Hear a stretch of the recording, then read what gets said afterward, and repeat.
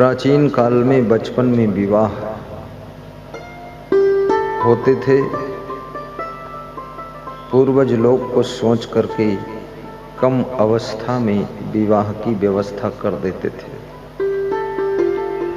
धीरे धीरे समय परिवर्तन चक्र के अनुसार विवाह की उम्र सीमा बढ़ती चली गई।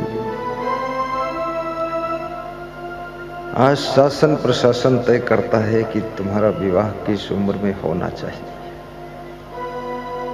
तो शासन ने ये तो तय कर दिया है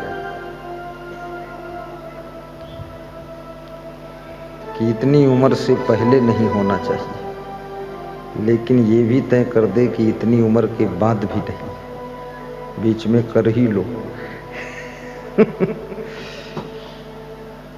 शिवरी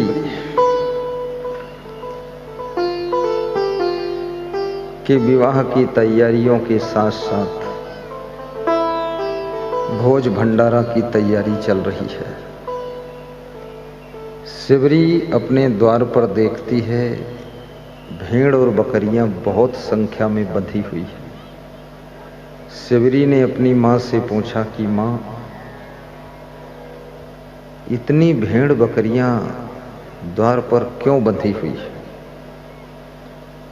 शिवरी की मां ने कहा कि बेटी, तुझे अभी पता ही नहीं है, तेरे विवाह का कार्यक्रम है, उसमें ये भेड़ बकरियों का मांस पकाया जाएगा, जिसको बाराती जनवाती मेहमान सब खाएंगे। ये मांसाहार भी पुरानी परंपरा है, अभी तक समाप्त नहीं हुई है। बहुत लोग मांस खाते हैं। शिवरी जात की भीलिन है, परंतु दया की मूर्ति है।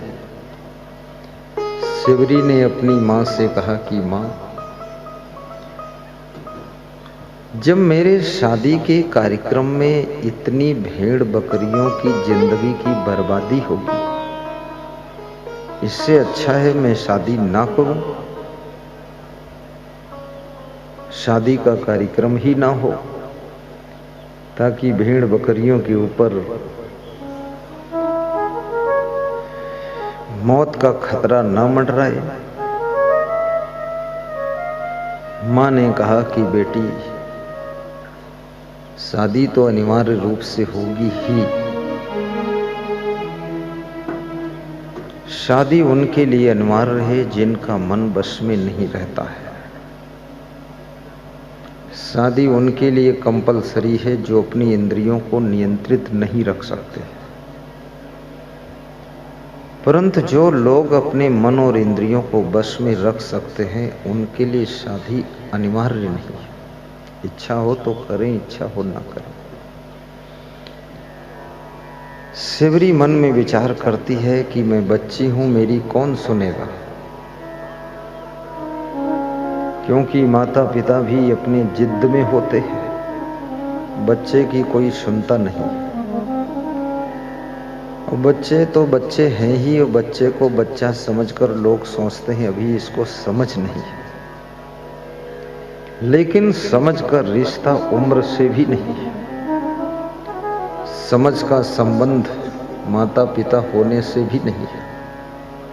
कभी कभी बचपन में भी समझ आ जाती है, ज्ञान हो जाता है। और कितने लोग 80 वर्ष के हो जाते हैं लेकिन ज्ञान बिल्कुल होता ही नहीं है।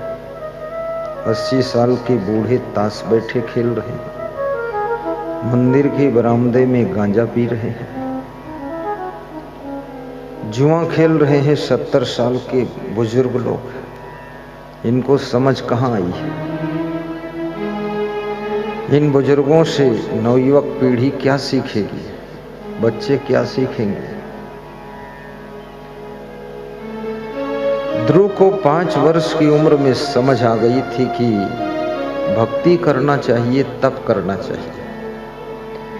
प्रहलाद को बचपन में ही समझ आ गई थी कि भक्ति करने के लिए मनुष्य जीवन मिला है। कितने लोगों को 117 साल की उम्र में भी समझ नहीं आती। बाराबंकी जिले में उत्तर प्रदेश में अमलोरा गांव में सत्संग था। वहां एक बूढ़ा व्यक्ति दूसरे बूढ़े व्यक्ति को लेकर आया, बोला इनको गुरु मंत्र दे दो। तो मैंने कहा ये तुम्हारे कौन है? बोले हमारे पूज्य पिताजी है। हमने कहा तुम? बोले मैं इनका ज्येष्ठ पुत्र हूं।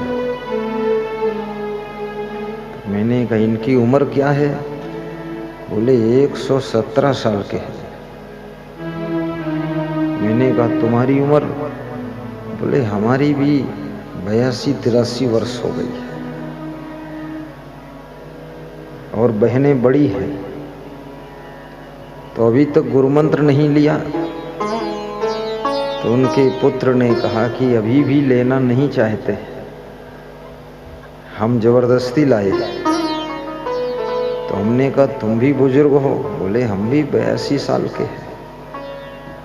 बोले मेरे लड़के भी बुजुर्ग होने लगे, वो भी 60 साल के।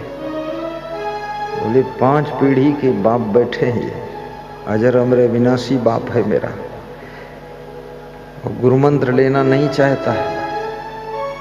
तो मैंने कहा तो क्यों लाए फिर? बोले जबरदस्ती इसके गले में माला डाल दो, नहीं तो ये नरक में चला जाएगा।